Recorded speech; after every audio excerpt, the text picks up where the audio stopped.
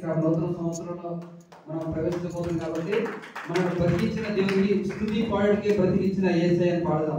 హల్లెలూయా. స్తుతి పాడుటకే బ్రతికించిన జీవనదాతవు నీవేనయ్యా. స్తుతి పాడుటకే బ్రతికించిన జీవనదాతవు నీవేనయ్యా.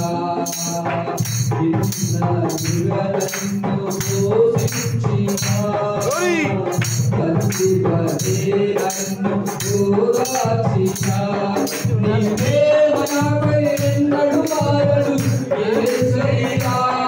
నీవే మనపై ఎన్నడూ మారడు యేసయ్యా.